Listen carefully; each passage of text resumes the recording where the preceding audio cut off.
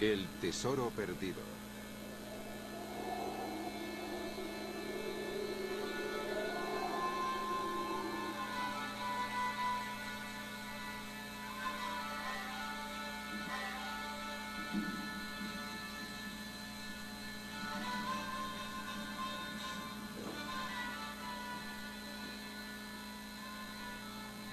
Acompáñenme. Nos embarcaremos en la búsqueda de un tesoro.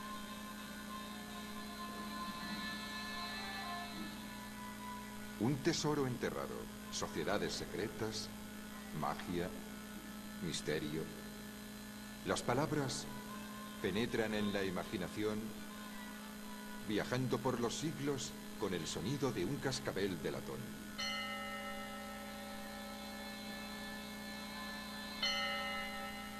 La historia que les vamos a contar las incluye a todas y también a otras.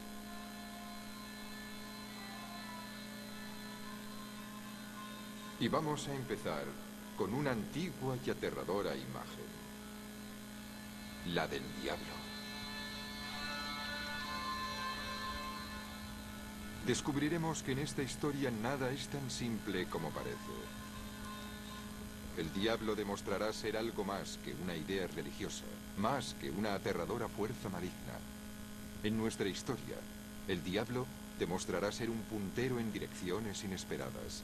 Antes de terminar nuestra investigación, nos conducirá hasta el destello del oro y a la esencia del misterio.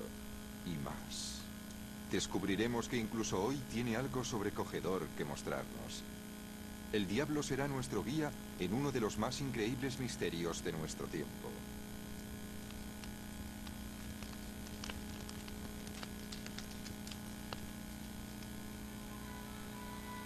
Empezaremos en la Edad Media, cuando para los cristianos no había duda alguna sobre el poder y la autenticidad de las fuerzas del mal.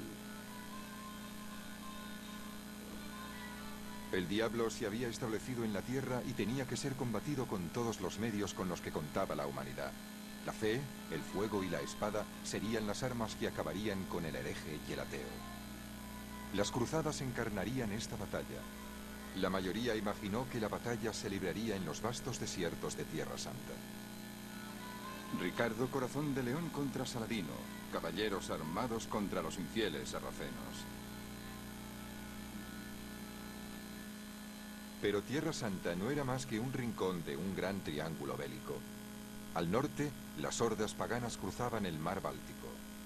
Y de hecho, el Papa decidió que luchar contra los infieles del norte era tan válido como las batallas en Jerusalén.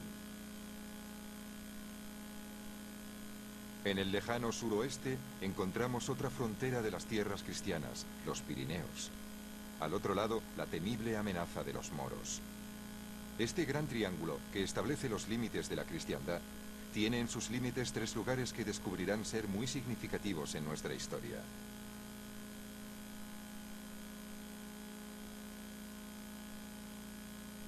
Jerusalén, en Tierra Santa, marca el enclave del este. En Francia, al oeste, la una vez poderosa ciudadela visigótica de Aereda, ahora una pequeña ciudad de montaña conocida como Reims-le-Château. Y al norte, Bornholm, una isla danesa en el mar Báltico.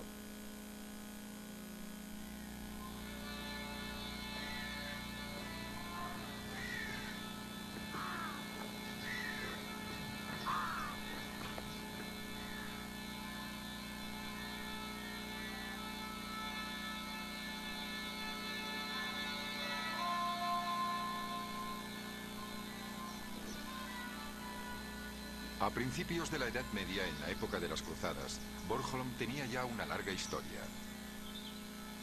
El pasado glorioso de la isla se remontaba a una cultura floreciente, anterior a la llegada de la cristiandad. Por aquel entonces, practicaban una antigua religión, ya olvidada y recubierta de misterio, pero sobre la que con nuestras investigaciones querríamos echar un poco de luz.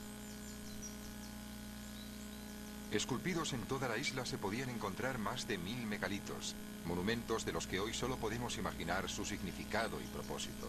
Hoy quedan unos 250 más o menos. Hace más de 2000 años, estos megalitos fueron erigidos con esmero y trabajo, y con un propósito. ¿Para qué? ¿Qué tiene de tan preciado este lugar? ¿Puede que fuera una isla santa, sagrada para nuestros ancestros?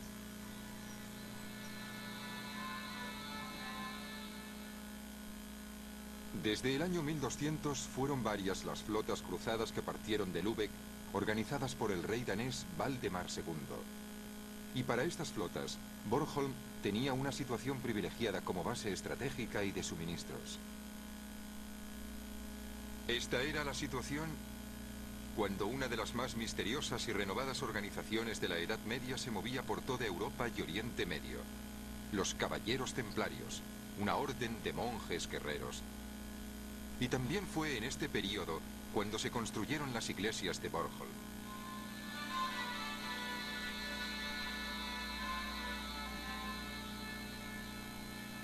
Las 15 iglesias medievales de Bornholm no son como las otras de Dinamarca. Para los historiadores son un enigma. 4 de ellas son redondas y su construcción recuerda a otras construidas en tierras lejanas y conocidas por su relación con los caballeros templarios. Las iglesias parecen indicar que estuvieron allí, pero no hay ningún archivo histórico que hable de la presencia de los templarios en este lugar.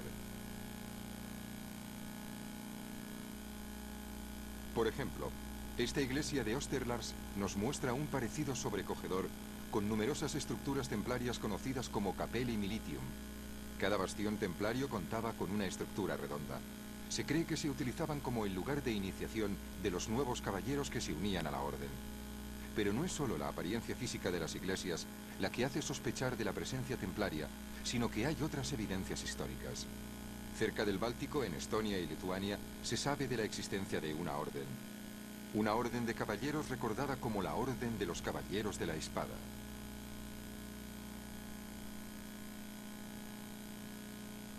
Los Caballeros de la Espada compartían las reglas templarias y parece que podrían ser calificados como una estirpe de los templarios establecida en el norte y muy comprometida con las cruzadas en la costa este del Báltico. Antes de terminar nuestra investigación descubriremos que las iglesias de Bornholm ocultan un extraordinario secreto. Solo puedo adelantarles algo: la geometría de su construcción. Son circulares y además todas ellas cuentan con una torre cuadrada.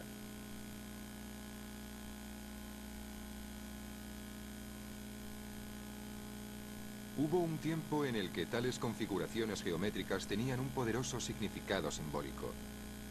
El simbolismo del círculo y del cuadrado era de tremenda importancia. Más adelante veremos que las actividades templarias no estaban necesariamente confinadas a la guerra. Pero tenemos un largo camino que recorrer antes de entender el significado de estas magníficas estructuras.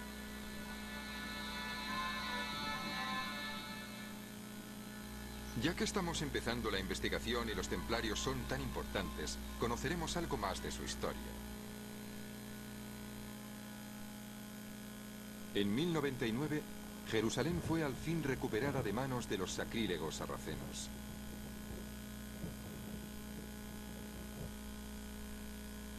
En los años siguientes, el mundo fue un hervidero de la actividad de los cruzados.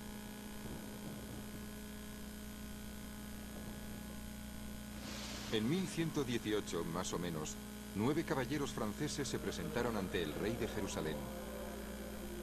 Deseaban, según parece, dedicar sus esfuerzos a proteger los caminos que llevaban a Tierra Santa, para velar por la seguridad de aquellos peregrinos que viajaban en grupos para visitar los lugares donde el Salvador había vivido durante su estancia en la tierra. Y así fue como los caballeros templarios entraron en las páginas de la historia.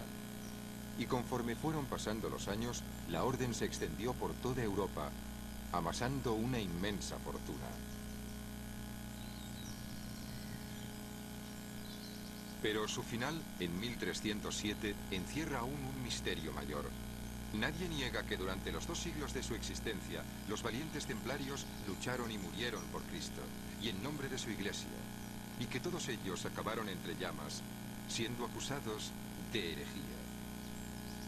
Negaron a Cristo y renegaron de la cruz, o eso dijeron sus acusadores. Hay otro misterio que rodea su inmensa fortuna. ¿Qué ocurrió con el tesoro de los templarios cuando la orden fue eliminada a principios del siglo XIV? Esta es una cuestión que examinaremos con detenimiento. A finales del siglo XIII, Tierra Santa se había perdido hacía tiempo, y los templarios soñaban con fundar un estado autónomo propio, aquí, en el Languedoc.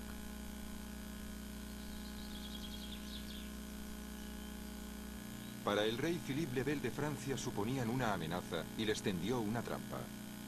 Se establecieron en todo su reino sin que él tuviera control sobre ellos. No obedecían a ningún rey. Pero además, Philippe les prestó dinero. Había decidido que los templarios debían ser destruidos. Envió órdenes selladas a todos los senescales de su reino. Tenían que obedecerle y actuar de forma simultánea en todas partes la noche del 12 de octubre de 1307. Los senescales tenían la orden de arrestar a todos los templarios al amanecer del viernes 13 de octubre. Los caballeros cayeron en la trampa. La amenaza había desaparecido.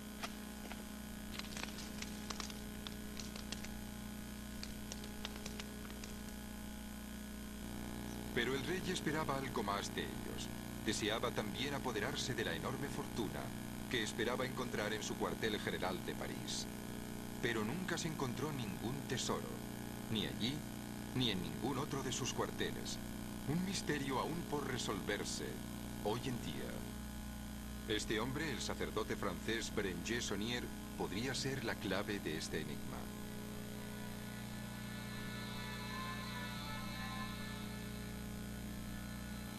Ahora nos encontramos al pie de los Pirineos franceses, a unos 40 minutos en coche al sur de la antigua ciudad de Carcassonne, en el pueblo de Montagels. En esta casa, el 11 de abril de 1852 nació Berenger Saunier, el brillante e inteligente hijo de una familia campesina. Para un jovencito tan dotado había muy pocas posibilidades de progresar en una comunidad tan pobre. La iglesia era una puerta de salida segura. Saunier se hizo sacerdote. Y con el tiempo, en 1885, a los 33 años, regresó a casa.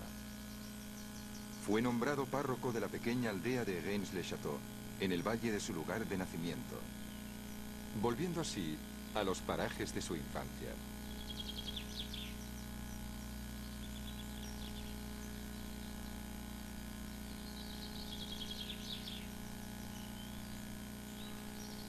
La vida en esta zona campesina era dura, tanto para el párroco como para sus feligreses. Para ellos lo era todo, pero no tenía ni un franco. Más tarde, en 1891, tras 5 años de penurias, algo sucedió. La iglesia de Saunier estaba en un estado ruinoso. Con la ayuda de una pequeña suma de los fondos del pueblo, hizo la mayoría de las reparaciones. El ara del altar estaba rota y a punto de desmoronarse. Cuando Saunier la movió, descubrió que uno de los pilares que la soportaban estaba hueco. Ahora se encuentra en el lugar en el que Saunier la puso, en un pequeño jardín coronado por una estatua de la Virgen. Por lo que parece, esta piedra hueca era la clave de un tesoro, ya que durante sus últimos 25 años, Saunier gastó el dinero como si sus recursos fueran ilimitados. Así pues, ¿qué escondía el pilar? Aparentemente documentos, pergaminos. En principio, documentos inocentes, pasajes de las escrituras en latín, fáciles de leer para un sacerdote católico como Saunier. Pero ocultos en los textos sagrados hay mensajes secretos. Si se observan atentamente, se puede ver que algunas letras sobresalen de las líneas de escritura. Estas letras diferenciadas conforman un mensaje, y el mensaje no está escrito en latín, sino en francés.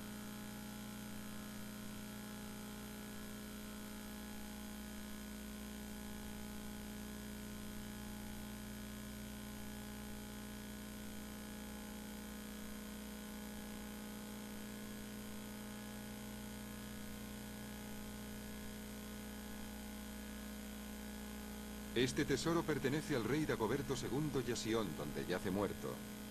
Esta es nuestra primera pista. Sion es Jerusalén, uno de los puntos de nuestro triángulo. ¿Qué vínculos puede haber entre el pueblo francés y Tierra Santa? ¿Podría haber alguna relación con el tesoro? Bueno, Jerusalén sí, allí hay un tesoro. El tesoro del Templo de Salomón, saqueado por las legiones romanas del emperador Titus y llevado a Roma cuando éste atacó la ciudad en el año 70 después de Cristo. Más tarde, 3 siglos y medio después, Roma fue saqueada por los bárbaros visigodos. Y el tesoro del templo fue parte del botín que se llevaron a su fortín, en Carcasón.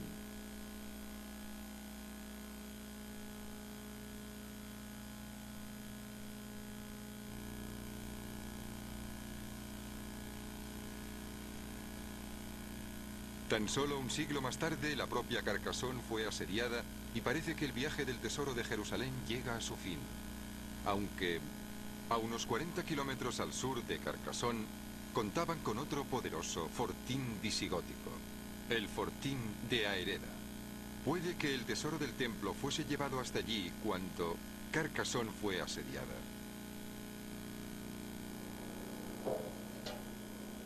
Una posibilidad fascinante. El que una vez fue el destacado fortín de 40.000 habitantes, es ahora la bonita y deliciosa aldea de Reims-le-Château, el pueblo de Sonier. ¿Hemos encontrado algo que explicase la inmensa fortuna del sacerdote? ¿Podría ser el tesoro del Templo de Salomón? Quizá. Pero el mensaje en clave no habla tan solo de Jerusalén. El tesoro pertenece a Sion y al rey Dagoberto II. ¿Y quién fue este Dagoberto? ¿Tuvo el tesoro? ¿Guardaba algún tipo de relación con Reims-le-Château? De nuevo, la respuesta es sí. Fue San Dagoberto, rey de los francos merovingios, casado con Giselle, sobrina del emperador de los visigodos. Cuando Dagoberto fue asesinado en el 679 después de Cristo, se cuenta que su hijo Sigebert fue llevado con la familia de su madre Giselle por cuestiones de seguridad.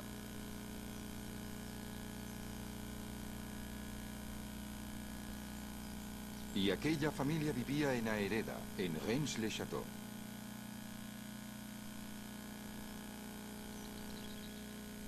Este relieve parece explicar el rescate del joven Sigebert a lomos del caballo de un caballero. Fue descubierto por Sonier mientras realizaba las obras de restauración de la iglesia del pueblo.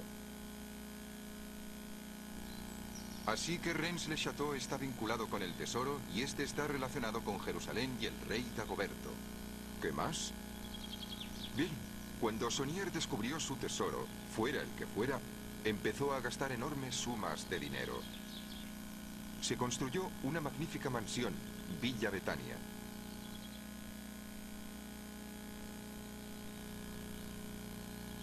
Además de diseñar un fantástico jardín con árboles que dieran sombra.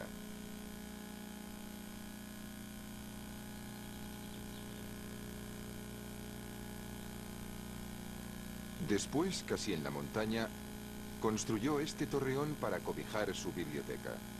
Se conoce con el nombre de la Tour Magdala, la Torre de Magdala. Ambos nombres asociados con la santa patrona del pueblo, a quien la iglesia de Sonier estaba dedicada. María Magdalena, María de Magdala, la ramera convertida, la que lavó los pies de Cristo en la casa de Lázaro en Betania.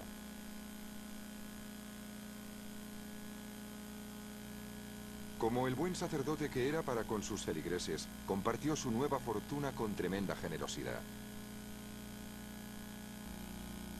Construyó este depósito de agua, por lo que sus feligreses pudieron disfrutar del lujo de contar con agua corriente, y convirtió el maltrecho camino de acceso al valle en una carretera moderna. Pero su gesto más destacado lo reservó en el lugar donde había hecho su gran descubrimiento. Bajo su mandato, restauró y redecoró la iglesia de su pequeño pueblo. Y fiel a su naturaleza rimbombante, convirtió la iglesia en un palacio de sorprendentes y coloridas imágenes.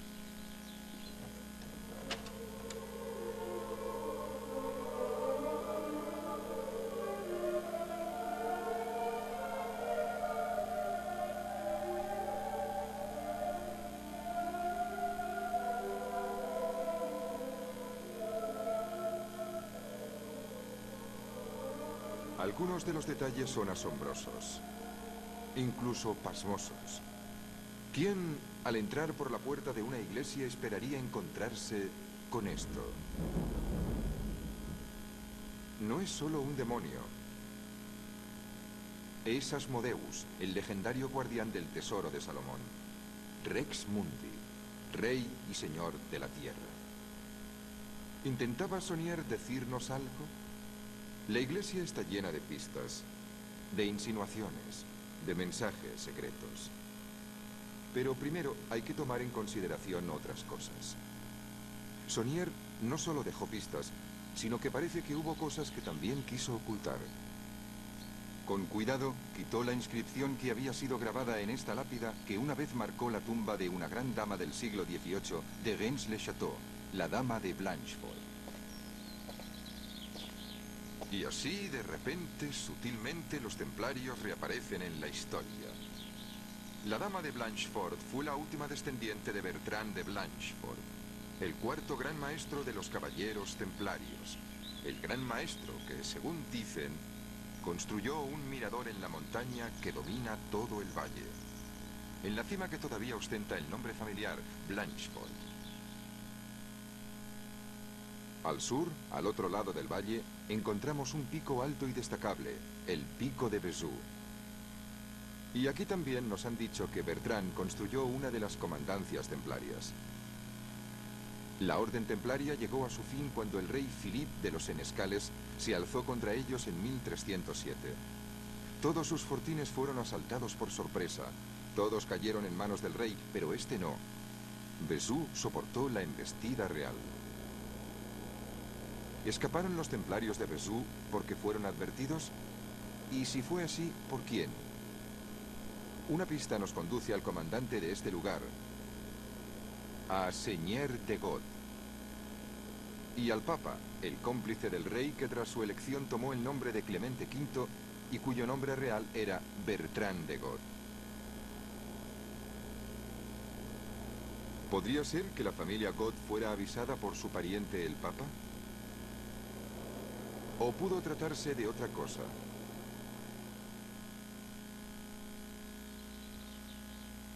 Y para cerrar el círculo diremos que la madre de Bertrand de God fue Ida de Blanchefort.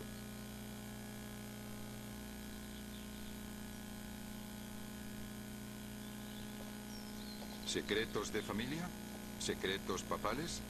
No importa la pista que sigamos, siempre volvemos al mismo punto, a Reims-le-Château. Pero ahora, una pregunta golpea fuertemente en nuestra mente.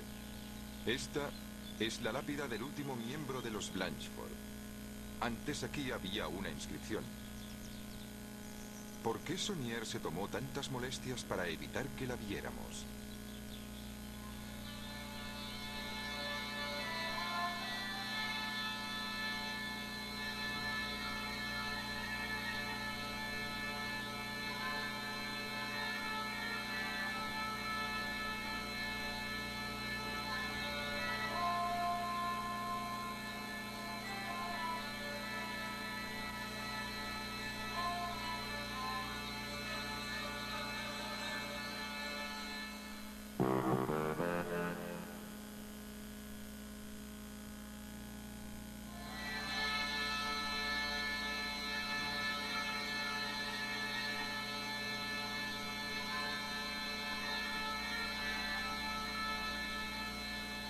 El secreto mortal de los templarios.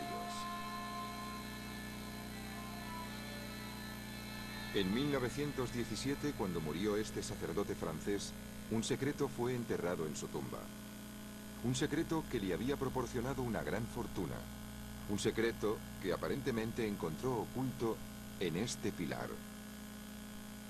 De una tremenda pobreza, fue capaz de construir esta grandiosa torre, tan solo para albergar su biblioteca. Gastó enormes sumas de dinero para redecorar su pequeña iglesia, en la que en cada detalle el sacerdote parece ofrecernos pistas que conducen a su preciado secreto. Otras pistas las ocultó, borró la inscripción de esta lápida. Esto fue lo que encontró en el hueco del pilar: pergaminos, para él los que le condujeron al tesoro. Para nosotros, aquellos que deseamos seguir el camino, el principio de una extraordinaria historia sin parangón. Jerusalén, la isla danesa de Bornholm, los valles del este de los Pirineos. 3 enclaves que dibujan el triángulo dentro del que reside gran parte de la cristiandad de la Edad Media. Demostrarán estar encerrados en uno de los más extraordinarios misterios que han salido a la superficie en el siglo XX. Ya hemos seguido extrañas veredas, hemos encontrado monjes luchadores medievales, los caballeros templarios, y el diablo ha erguido su cabeza. Los templarios fueron acusados de herejes de adorar al diablo, y Sonier, el sacerdote, colocó al temeroso diablo en su iglesia.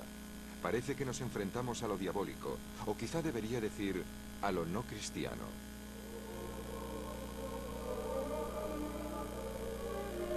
Los guardianes del Grial.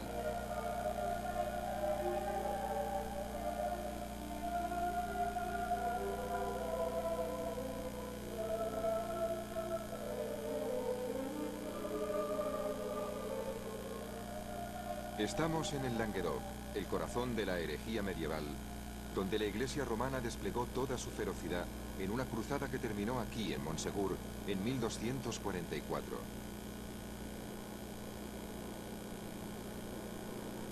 Aquellos herejes fueron los cátaros, los albigenses.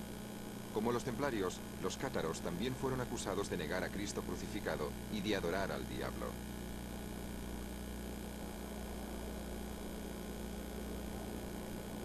En marzo de 1244, los últimos cátaros fueron asediados aquí, en el castillo de Montsegur.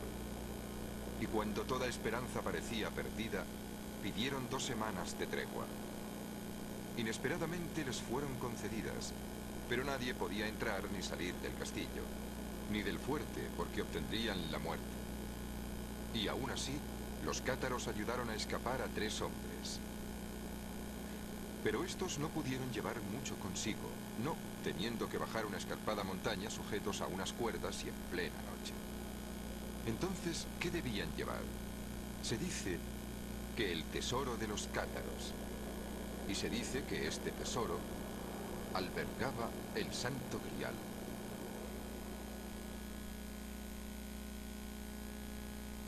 Los cátaros sostenían que Dios no era el creador omnipotente de todas las cosas.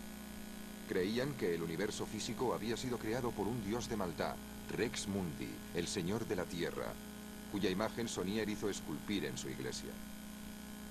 Pero conocer el poder del diablo no significa necesariamente adorarle.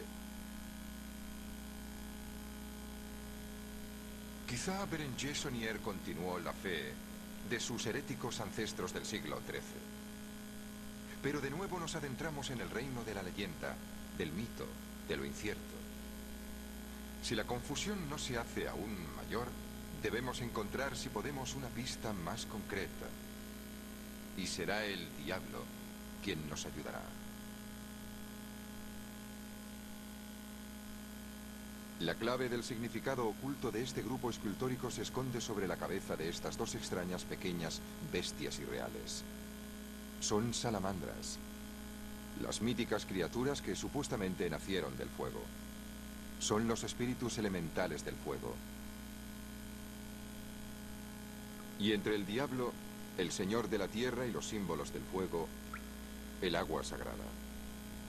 Arriba, coronándolo todo, los ángeles, criaturas de espíritu puro o aire. Tierra, agua, fuego y aire. Los 4 elementos. Lo más consistente de las enseñanzas de los cabalistas, astrólogos y alquimistas de la Edad Media.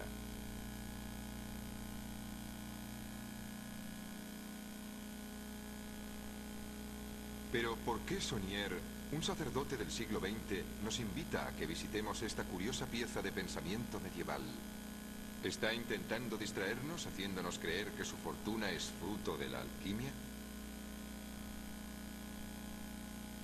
Para la mayoría de nosotros, la alquimia no es más que una extraña creencia que decía que era posible convertir los metales base en oro.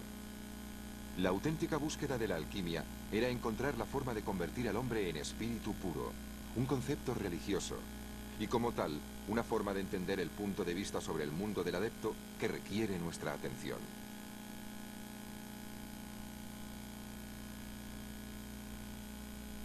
Recordemos que los cátaros fueron acusados de herejes, y que lo mismo sucedió con los templarios que lo fueron por negar a Cristo, renegar de la cruz y adorar al diablo. Desde nuestro punto de vista, es interesante destacar que la Iglesia también se levantó contra Saunier en sus últimos años de vida. Durante un tiempo fue incluso suspendido de sus deberes. ¿Podría haber sido también tachado de hereje? Saunier colocó al diablo, el señor de la tierra, en su iglesia por algo. Debemos revisar sus acciones y motivos.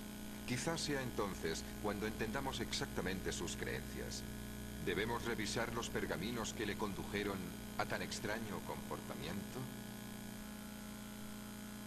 Ya hemos encontrado el simple e infantil código de letras destacadas. Este tesoro pertenece al rey Dagoberto II y a Sion. Aunque, por supuesto, los documentos ocultan algo más que esto. Aquí tenemos esta extraña marca. ¿Una flecha? ¿N para el norte? ¿Qué significa N-O-I-S? Pero miren la punta de la flecha. Es una A al revés. Si le damos la vuelta, leemos S-I-O-N. Sion, Jerusalén. Observen estas pequeñas letras. Son 8, y con ellas se deletrea Rex Mundi, el diablo, el señor de la tierra. ¿Qué más?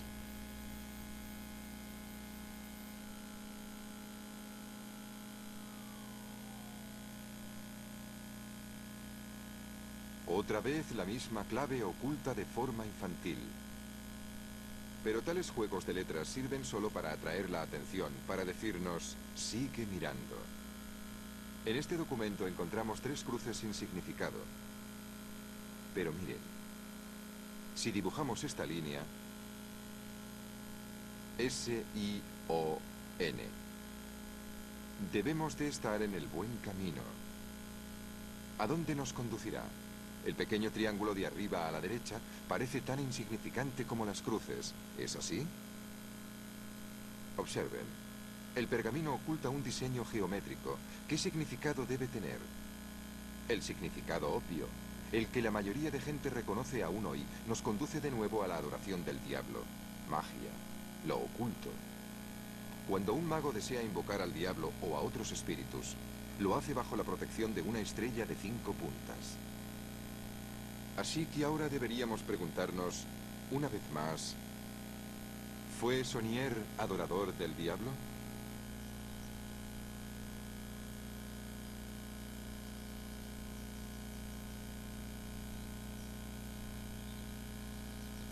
Cuando Saunier construyó la torre de su biblioteca, la llamó la Tour de Magdala, la Torre de Magdala.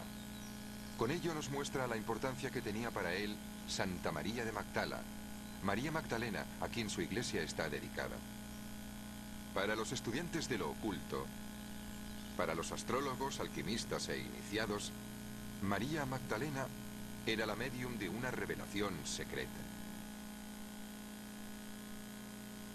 Fue la primera en proclamar la resurrección de Cristo, y por ello tuvo reservado un lugar especial para los iniciados en lo oculto. Acordaron otorgarle un símbolo especial en el cielo, y ese símbolo fue el planeta Venus.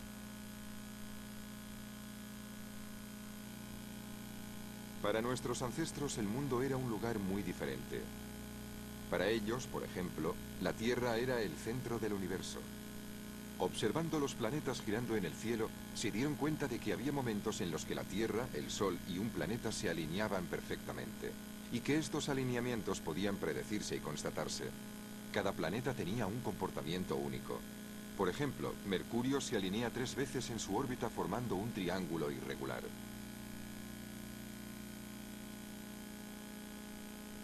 Solo un planeta forma una figura geométrica perfecta en el cielo. Y ese es Venus, Magdalena, símbolo de la revelación secreta, visible solo por aquellos con conocimientos de lo oculto, de lo escondido.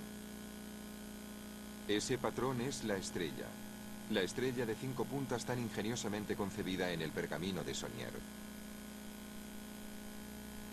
Venus, la estrella, la Magdalena, la patrona del tesoro del pueblo.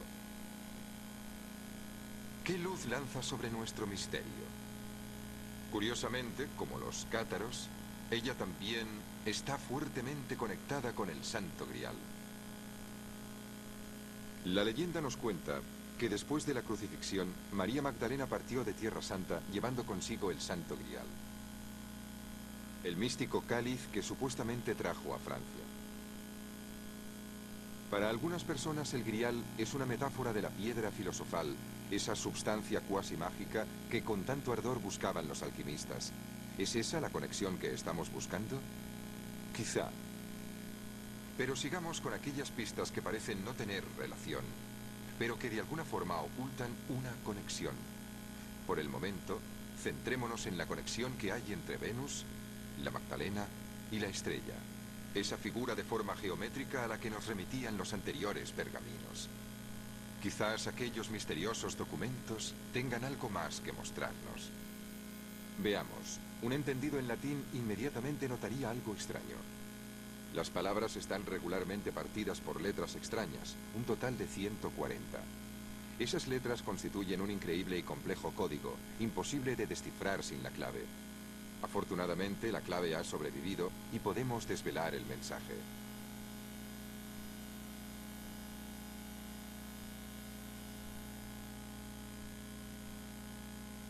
¿Qué dice? Berger, pas de tentation, que Poussin tenier gardant le clef, passe 60-80 ans, par la croix et chez cheval de Dieu, je chef, c'est d'un monde gardien, à midi pomme bleue.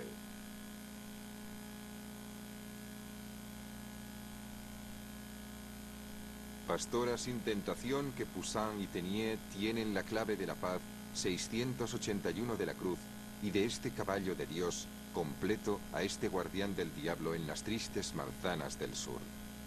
Más misterio, más confusión. Pero esperen, no todo aquí es ambiguo o sin sentido. Poussin y Teniers tienen la clave. Una simple frase. Pero, ¿cómo es que Poussin y Teniers, dos grandes pintores del siglo XVII, tienen la clave de este misterio? Pastora y sin tentación nos ayudan a dar el primer paso. Cuando Saunier encontró los pergaminos, contó con los códigos de los expertos que había en París. Ahí, en el Museo del Louvre, compró copias de cuadros de estos artistas. Teniers, desgraciadamente, no nos ayudará, porque la pintura original por la cual se interesó Saunier se perdió. Pero Poussin sí, en su cuadro más famoso, Los pastores de Arcadia. Aquí tenemos a la pastora, en compañía de otros 3 pastores. Contemplan una tumba en un tranquilo paraje arcadio. La inscripción que están leyendo reza: Et in Arcadia ego. Incluso en Arcadia yo, la muerte, estoy presente. Y ahora, de repente, y sin esperarlo, tenemos que volver a la tumba del siglo XVIII, de la dama de Blanchefort, la última descendiente del gran maestro templario Bertrand de Blanchefort. ¿Recuerdan? Cuando Saunier hizo su descubrimiento, se tomó muchas molestias para borrar la inscripción de esta lápida. Sus esfuerzos fueron en vano. La inscripción ya había sido copiada. Este es el texto que con tanto esfuerzo Saunier quiso ocultar. Estas 2 líneas son todo lo que necesitamos ahora.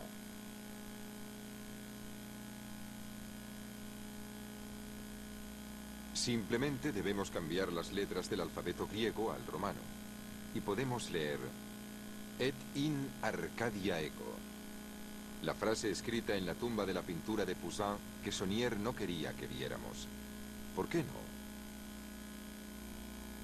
Los expertos en arte han insistido siempre en que esta pintura retrata una tumba y un paraje imaginarios. Pero están equivocados. Si echamos un vistazo a la aldea de Saunier, encontramos esto, o lo encontrábamos. La estructura fue destruida en 1988. Pero a pesar de su destrucción, nada nos puede alterar el resto del decorado. Y aquí, sin imaginaciones, sino de forma real, está el paraje que Poussin pintó. Esta es la ladera de la montaña de Cardoux. Esta es la cima del Blanchefort y esto es Rennes-le-Château. ¿Por qué Poussin pintó precisamente el paisaje de esta zona? ¿Sabía algo del secreto de Rennes-le-Château? Parece que podría haberlo sabido. También él utilizó su destreza para ocultar la misma imagen impactante oculta en el pergamino. La imagen que refleja los movimientos del planeta Venus, Magdalena. Con gran cuidado y precisión, elaboró su diseño de forma que el centro de la estrella pareciera que irradia de la mente de la pastora. Fíjense qué rastro tan curioso estamos siguiendo. Siempre acabamos fijándonos en el símbolo místico y en Rennes-le-Château. ¿Pero qué clase de secreto es este? ¿Hay alguna prueba que demuestre que Poussin lo conocía? En abril de 1656, Poussin recibió la visita de un sacerdote francés. Se trataba del abad Louis Fouquet, hermano de Nicolas Fouquet, superintendente de finanzas de la corte de Luis XIV. El abad Fouquet escribió entonces una carta a su hermano, el ministro del rey, y en ella decía: el señor Poussin y yo hemos discutido ciertas cosas que te darán ciertas ventajas, ya que ni el mismo rey conseguiría arrancarle, y las cuales es posible que nadie más descubra en los siglos que han de venir. Así que Poussin poseía un secreto que ni el mismo rey conseguiría arrancarle. Presumiblemente, Nicolas Fouquet, a su vez, conocía el secreto.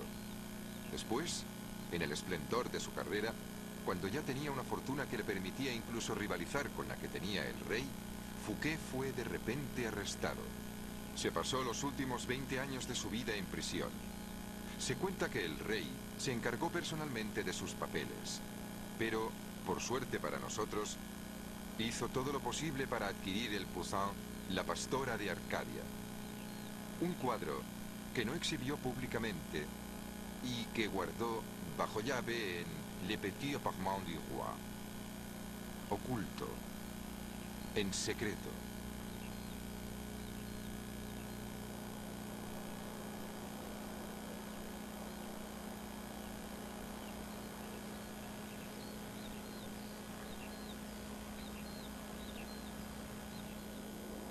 Dagoberto, Sion, los templarios, el Papa, Poussin, Fouquet y ahora el rey.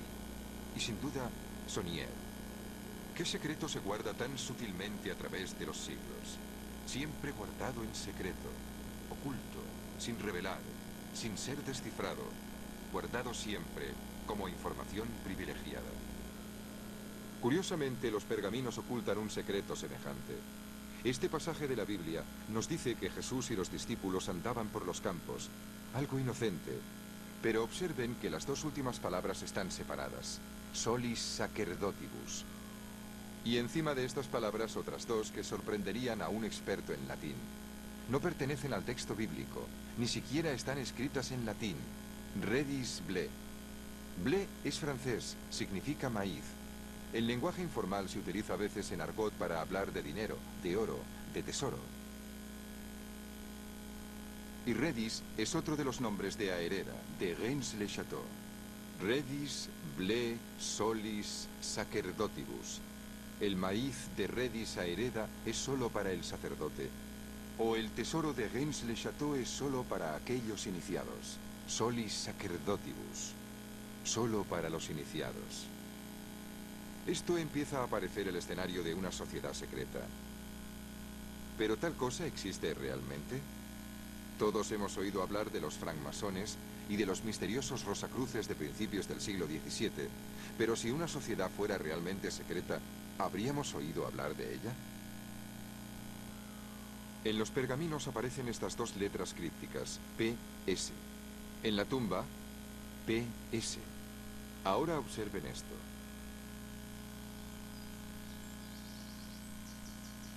Este calvario fue erigido por Saunier en el jardín de su iglesia. En él escribió algunas inocentes frases pías. Delante, Christus vinci, Cristo vence. En los laterales, Christus imperat, Cristo gobierna. Christus regnat, Cristo reina.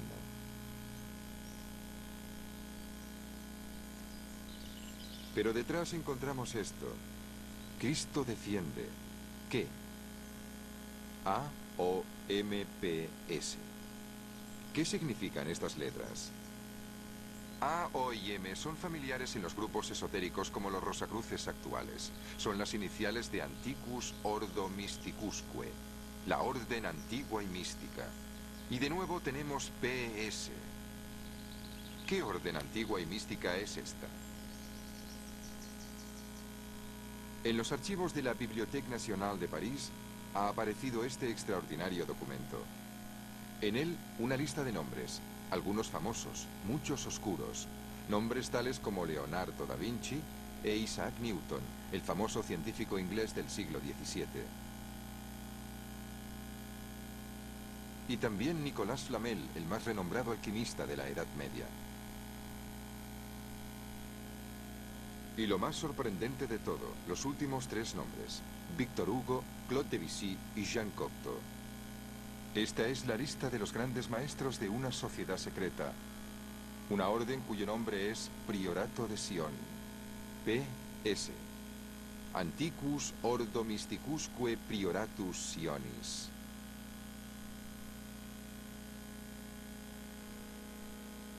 Este tesoro pertenece a Dagoberto II y a Sion. Quizá Sion no se refiera después de todo a Jerusalén, sino a este misterioso Priorato de Sion. Y según este documento, el Priorato de Sion es el auténtico y original fundador de los Caballeros Templarios. Las pistas de nuestro misterio aparentemente tan alejadas empiezan a encajar. Pero espere. La gente podría decir algo sobre eso. Los documentos tienen conexión. Pero ¿no sería este el tipo de lista que una sociedad secreta podría inventar con el fin de darse una importancia ilustre? ¿O podría ser genuino este documento? Pruebas de la existencia de un cuerpo cognitivo que ha sobrevivido a lo largo de los siglos. Conocimientos que nunca se han revelado. Una auténtica sociedad secreta. Los próximos pasos que vamos a dar en nuestra investigación se centrarán en buscar suelo firme, sobre el que construir el camino que nos lleve a un fin. Pero este camino todavía tiene muchos giros inesperados que sortear.